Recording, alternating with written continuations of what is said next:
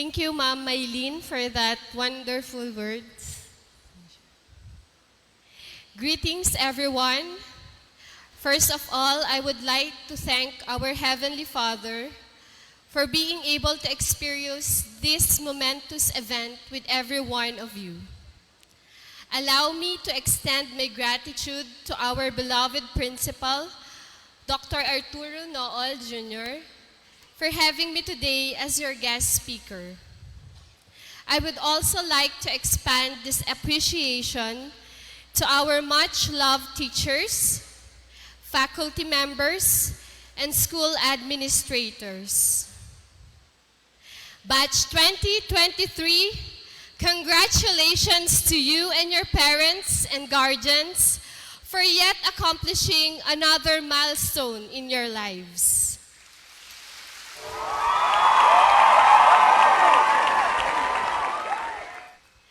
Good day. I am Attorney Cristaline Mercado Agonoy, and I am a proud alumni of dance. So many familiar faces. It's so nice to be back home. To all my previous teachers, the administrators of Doña Aurora National High School, I can't thank you enough. You are all part of my success. Before I proceed with my speech, I would like to take this opportunity to adopt one instance in our recent bar exam oath-taking ceremony. To the completers, may I ask you all to please stand up.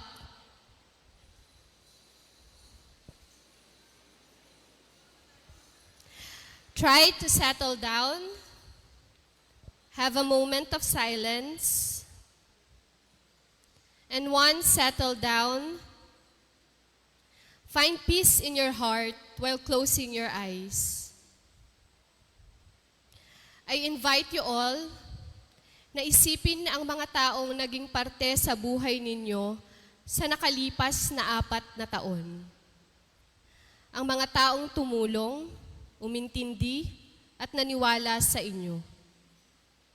Isipin ninyo ang mga magulang nyo at ang mga taong tumayong magulang ninyo. Si mama, si papa, si mami, daddy, nanay, tatay, o ano man ang tawag ninyo sa kanila. Silang walang sawang sumuporta sa inyo. Silang araw-araw gumigising ng maaga para mahanda ng makakain at babaunin ninyo. Silang pinagpaliban muna ang pangsariling pangangailangan para may maipangbayad ka lang sa mga project at pangangailangan mo sa school. Silang wala ngayon dahil ng ibang bansa para sa kinabakasan mo. At silang hindi na muli natin makakasama pa. Isipin mo ang mga kapatid mo na madalas man na hindi kayo nagkakasundo, ay handa kang ipagtanggol sa lahat ng umaaway sa'yo.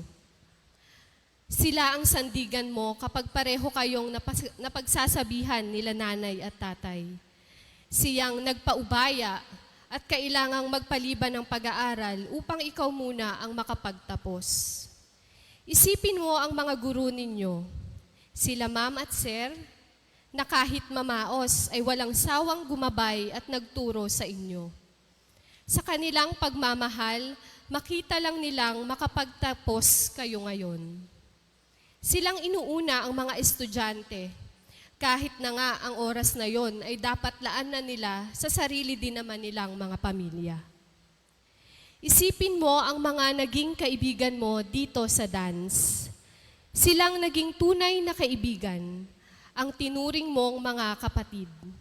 Silang lagi mong kasama sa merienda, lakwatsa at kalokohan. Silang laging nandyan kapag gusto mo lang ng may kausap at mapagsabihan ng kwento mo sa buhay. Ngayong malinaw na sa inyong mga isip ang mga taong ito. Completers, maaari ba natin silang handugan ng isang masigabong palakpakan?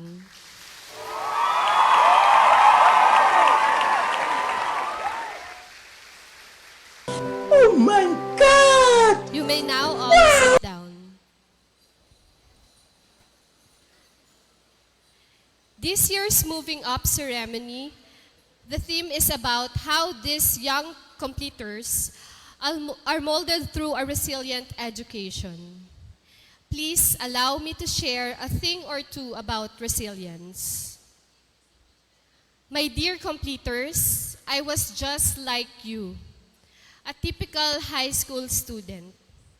And every time na may ganitong okasyon at nagsisimula ng magsalita ang guest speaker, nagsisimula na ring lumipad ang isip ko kung ano kaya ang handa nila sa bahay ngayon. Funny how it seems, back then, pag nakikita ko ang mga successful people delivering their speech, I would imagine myself doing the same. And in my mind, sinasabi ko, darating ang araw, hindi lang ako ang pumapalakpak sa kanila, kung hindi ako naman ang papalakpakan nila. And look at me now. Here I am delivering my own speech. Truly, what you visualize will materialize in God's time.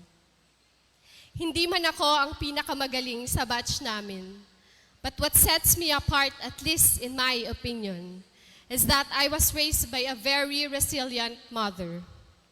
Coming from a modest family, raising 4 kids was never easy. Yet my mother surpassed every hardship exceptionally. Although the trails test my mother's faith and strength, it did not harden her. My nanay was gentle, thoughtful, and sympathetic. Siya ang inspirasyon namin upang magtagumpay at lumaban ng patas sa buhay. And I know she is very proud, clapping her hands in heaven. At a very young age, we were taught that adversity was never an excuse to quit and that the only way to achieve our dreams and aspirations is by moving forward and paddling our way through life one row at a time. Hindi naging hadlang ang hirap ng buhay para marating ko ang pinapangarap kong propesyon. And with this, let me share with you the 3 lessons in life taken from Bishop Socrates Villegas. First, tiyakin mo kung saan ka pupunta at lahat ng daan palihis, iwasan mo. Kailangan ngayon pa lang sigurado at malinaw na sa inyong mga isip kung ano ang gusto nyong maging. You have to stay focused on what you want. Bata pa lang ako, gusto ko na talagang maging accountant. Nakikita ko kasi sa bangko, pag pumupunta kami, ang dami nilang pera. Akala ko, dun sa accountant lahat yon. Pero nung lumaki ako, nalaman ko, hindi naman pala sa kanya. Pero noon pa man, sigurado na ako kung ano ang gusto ko paglaki. At hindi ako bumitaw hanggang hindi ko nararating. Sabi nga nila, kapag gusto mo, may paraan. Second, tiisin mo. Pinili mo yan, kayanin mo. I hate to break the bubbles, but completers, I would be honest to say, hindi madali ang buhay.